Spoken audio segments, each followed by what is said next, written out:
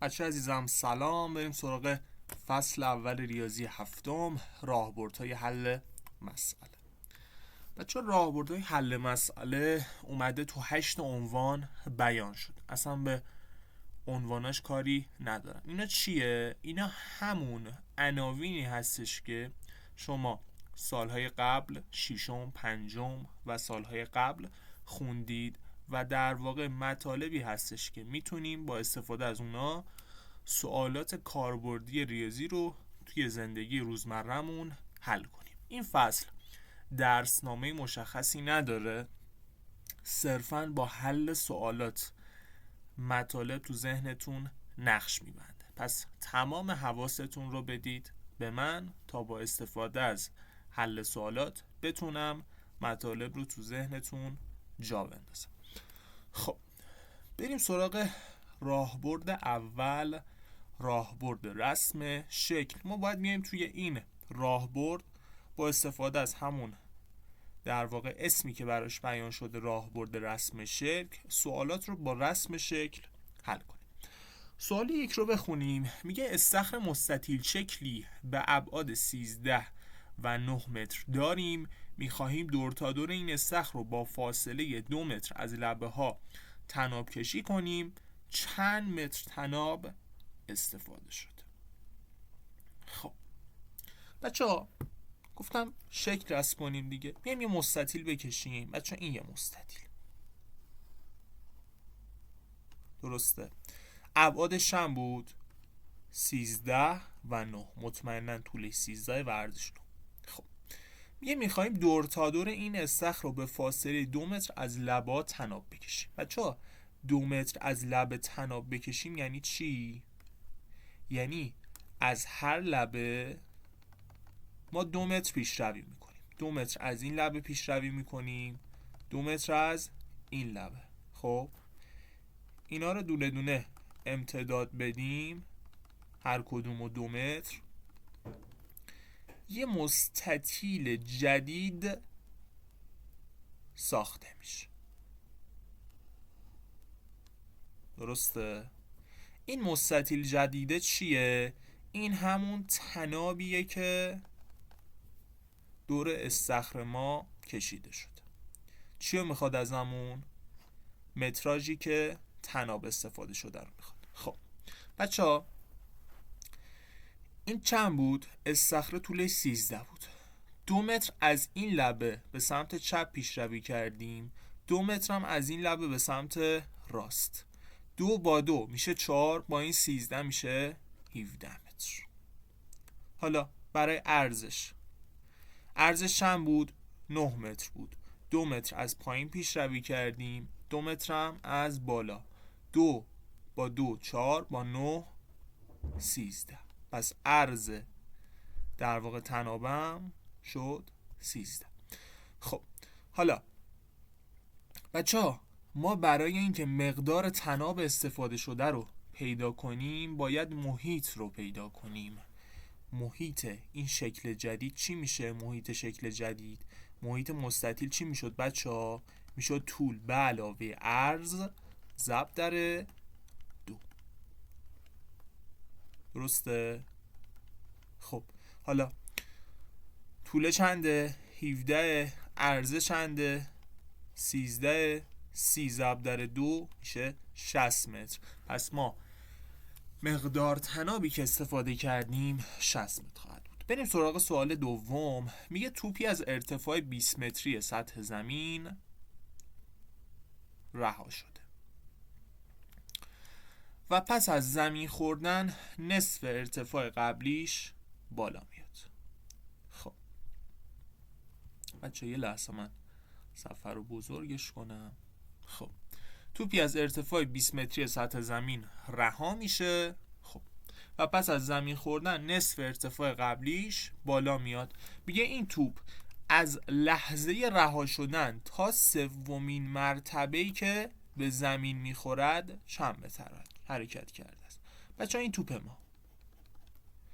این توپ ما اومده از ارتفاع 20 متری سطح زمین رها شده.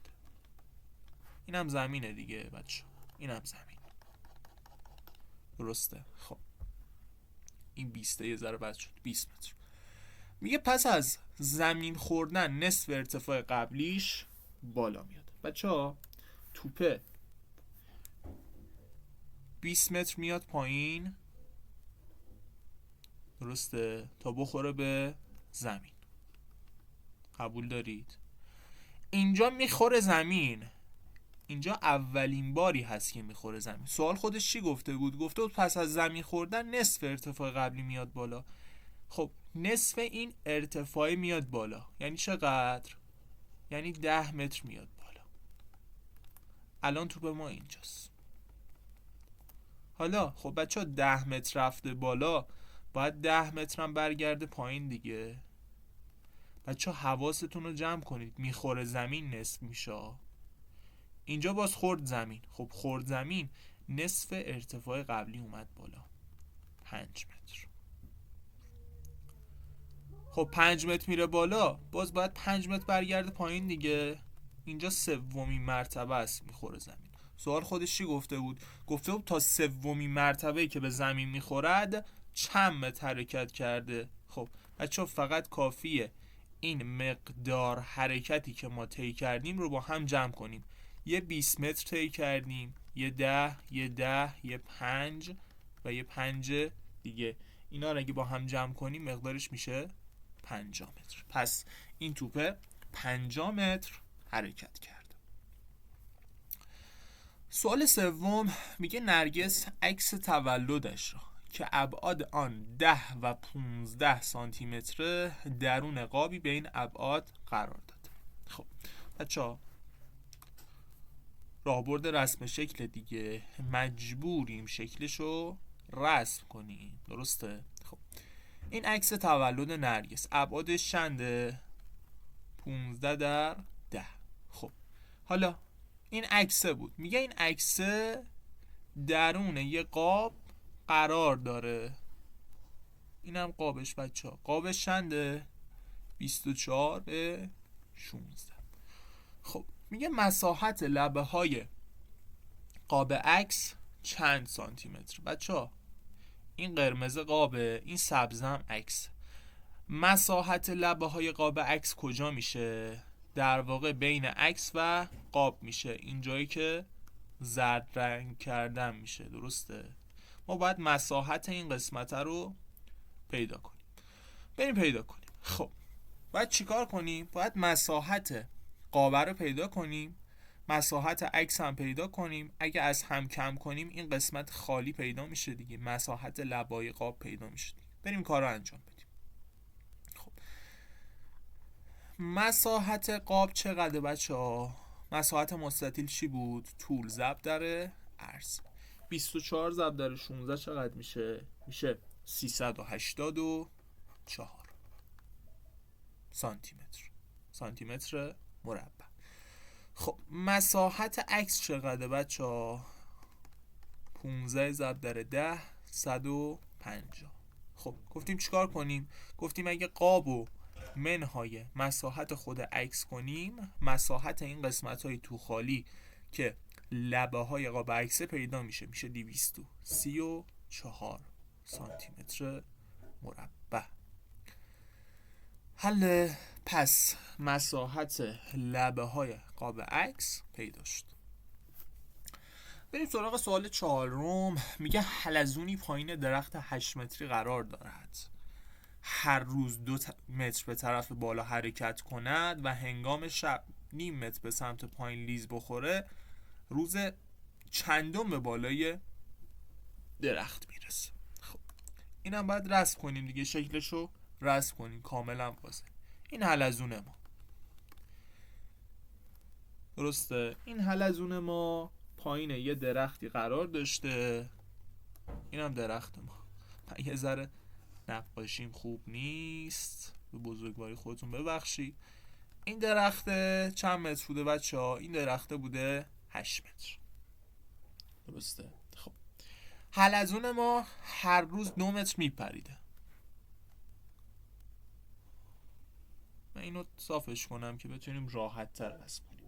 این حلزون ما هر روز 2 متر حرکت میکرده و نیم متر لیز میخورده. خب بچه 2 متر پرید، نیم متر لیز خورد، میشه چقدر؟ میشه 1.5. باز از اینجا 2 متر میپره، میشه 3.5. نیم متر لیز میخوره، میشه 3. باز 2 متر میپره، میشه 5. نیم متر لیز میخوره، میشه 4.5. باز 2 متر میپره، میشه 6.5. نیم متر لیز میخوره، میشه 6. آها، اینجا دیگه به پره بچه میرسه به بالای سکو با اون 2 متر پرشه، دیگه نیازی به لیز خوردن نداره. چند تا پرش کرد؟ این پرش اول، این پرش دوم، اینجا سوم، اینجا چهارم و اینجا هم پنجم. با 5 پرش این حلزون ما به بالای درخت میرسه. خب بریم سراغ سوال 5. میگه 1/2 ظرفی پر از آب است. خب اگر 30 لیتر دیگر به آن آب اضافه شود فقط 1/5 خالی میمونه. ظرفیت کل ظرف چقدر؟ بچه‌ها توی اینجور سوالات اول باید بیایم چیکار کنیم؟ اون قسمت پر شده رو با قسمت خالی رو یه مخرج مشترک بگیریم. مخرج مشترک 1/2 و 1/5 چیه؟ 10 دیگه. یه مخرج مشترک 10 براشون بگیریم. الان میگم چرا. برای این مخرج مشترک 10 بگیریم میشه 5/10. برای این مخرج مشترک 10 بگیریم میشه 2/10. درسته؟ خب حالا بیایم یه مستطیل بکشیم. این مثلا ظرف ماست. این ظرف رو ما بیایم به 10 قسمت تقسیمش کنیم. 1 2 3 4 5.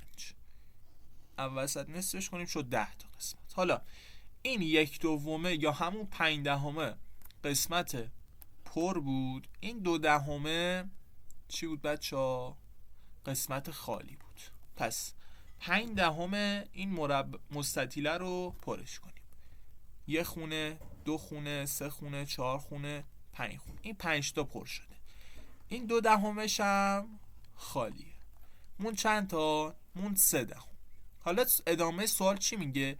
میگه اگر 30 لیتر دیگر به آن آب اضافه شود فقط 1/5 خالی میمونه. خب یعنی همون 2/10 خالی میمونه. 30 لیتر اضافه بشه بچه، 30 لیتره که اضافه میشه، 30 لیتره میاد اینجا اضافه میشه. چند تا خونه است؟ 3 تا خونه مگه نیست؟ 30 لیتر داشته باشیم برای 3 تا خونه، هر خونه چند لیتر میگیره؟ هر خونه آفرین 10 لیتر میگیره. الان چی گفته؟ گفته ظرفیت کل ظرف چند لیتره؟ 10 تا خونه بود که هر خونه 10 لیتر میگیره، میشه 100 لیتر.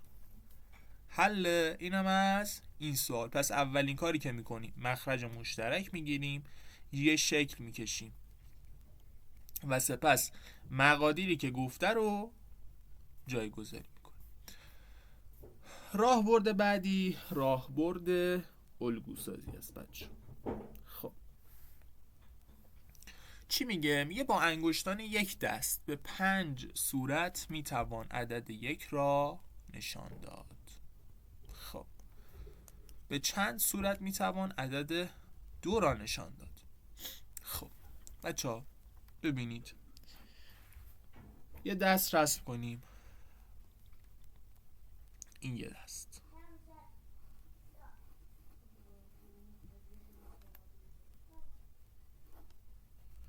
میگم من یه ذره نقاشیم خوب نیست، درسته؟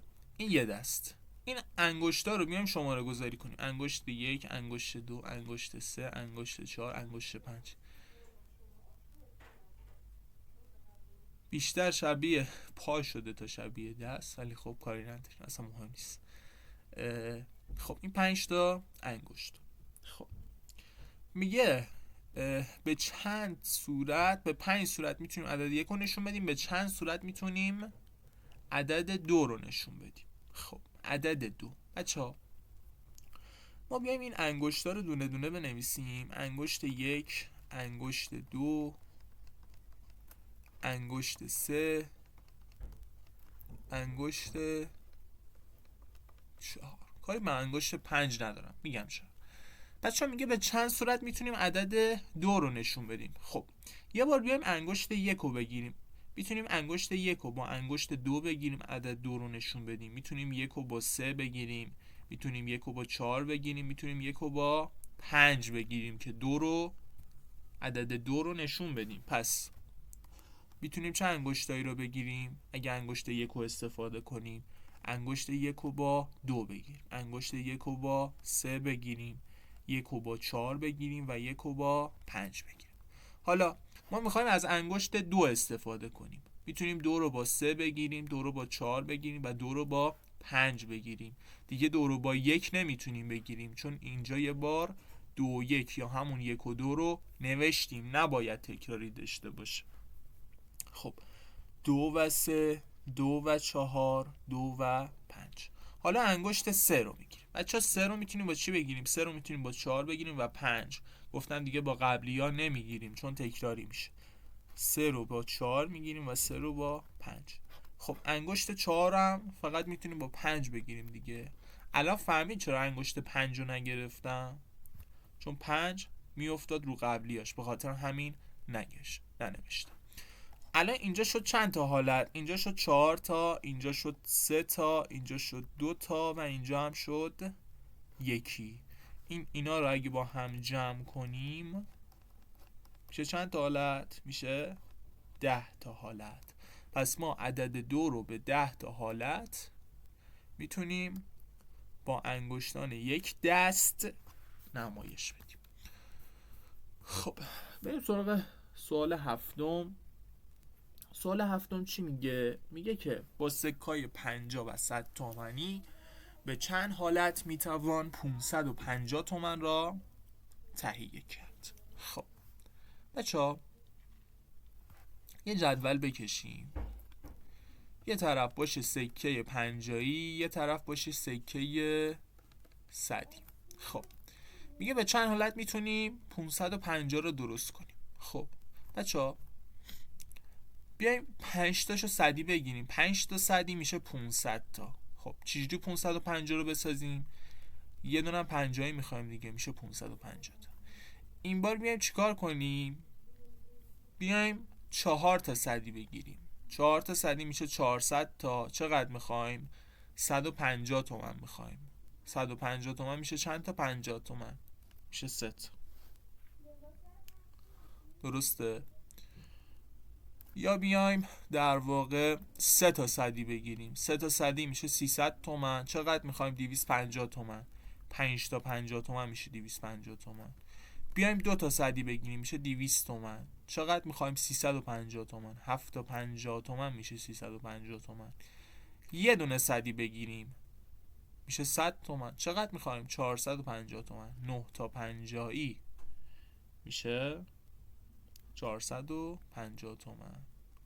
بیاییم مثلا صدی نگیریم، 0، همه رو 50 برداریم، میشه چقدر؟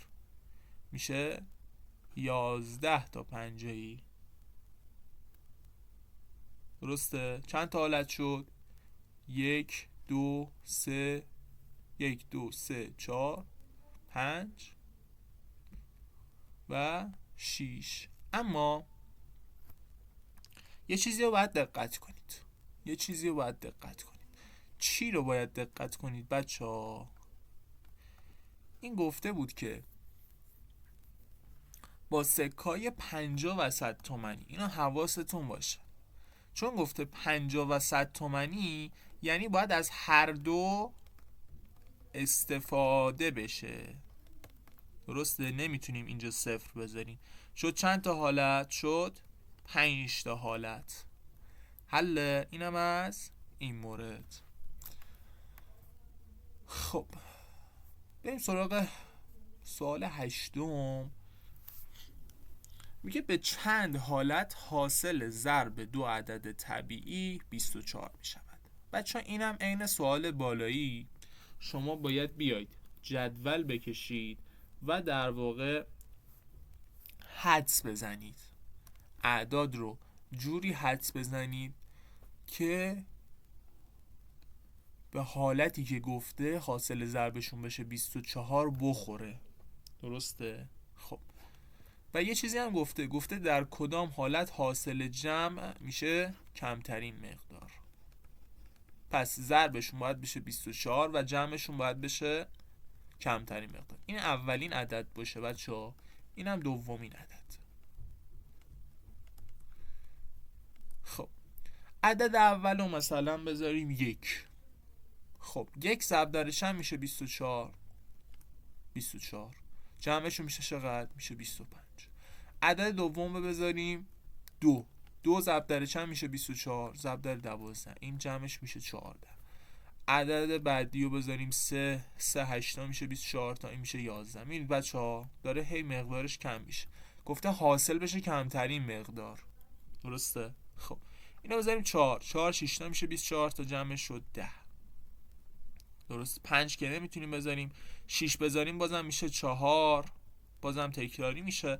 پس این 4 و 6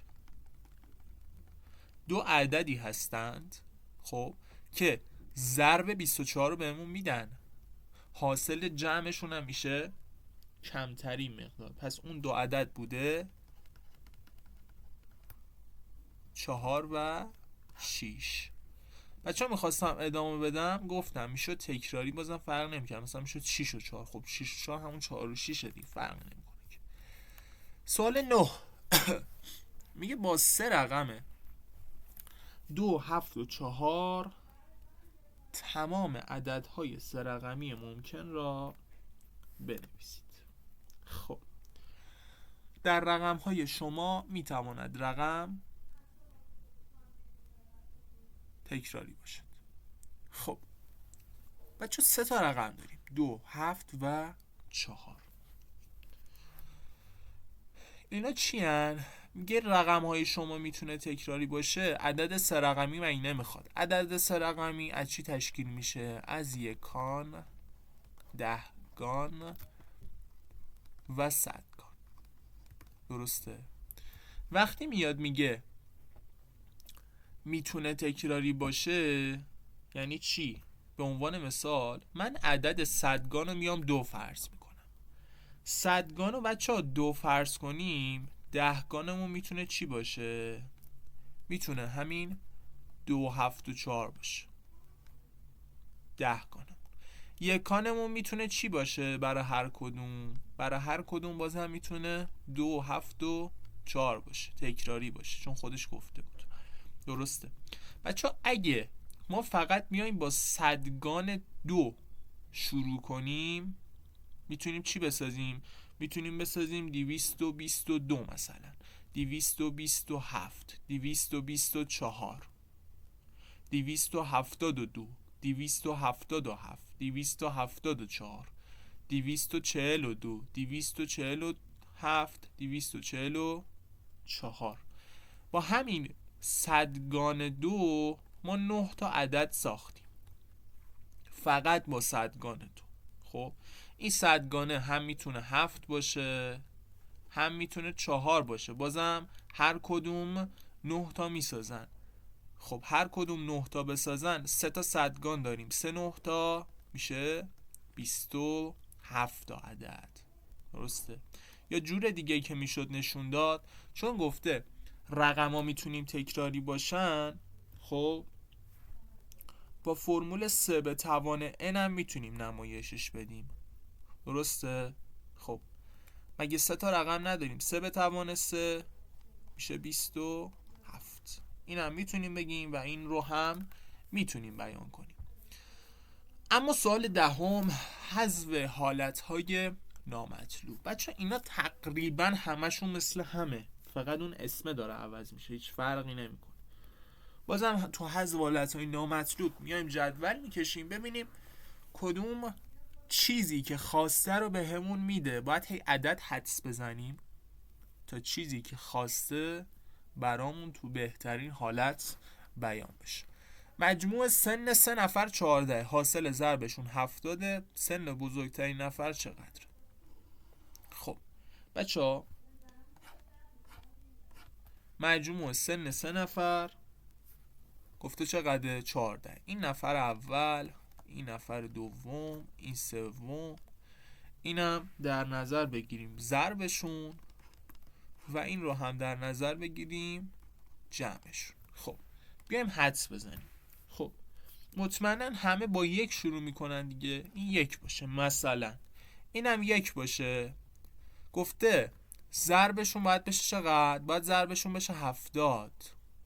یک ضرب در یک میشه یک. یک ضرب در چی میشه؟ 70. خب 70 این شد ضربش 70. جمعشون میشه چقدر؟ 70 با یک میشه 72. یه بار دیگه عدد رو بذاریم یک، اینو این بار بذاریم دو. یک دوتا، دوتا. دو ضرب در چی میشه؟ 70. دو ضرب در 35 میشه 70. باز اینجا جمعشون چقدر میشه؟ 35 با دو 37 با یک 38. اما بچه ها خودش گفته بود جمعش بشه 14. ما فعلا به 14 نرسیدیم، انقدر اینو ادامهش میدیم تا برسیم به 14. اینو این بار بذاریم یک، اینو بذاریم 5. یک 5 تا 5 تا 5 ضرب در چی میشه؟ 70. 5 ضرب در 14. الان بچه ها جمعشون میشه چقدر؟ جمعشون میشه 20. ما فعلا به 14 نرسیدیم، یه ذره دیگه باید بریم پایین. اینو بذاریم دو، اینو بذاریم 5. 2 5 تا 10 تا 10 ضرب در 7 میشه 70. درسته؟ حالا جمعشون نگاه کن، 7 با 7 میشه 14. اینا کاملا حدسی ها بچه، قاعده خاصی نداره بگم مثلا بچه این اعداد رو بذارید فوری پیدا بشه. نه، شما باید اونقدر عدد تست کنید تا به اون عدد حاصل برسید. درسته؟ حالا گفته سن بزرگترین نفر چقدر است؟ این سن بزرگترین نفره، 7 سالش بوده. حل این از پارت اول.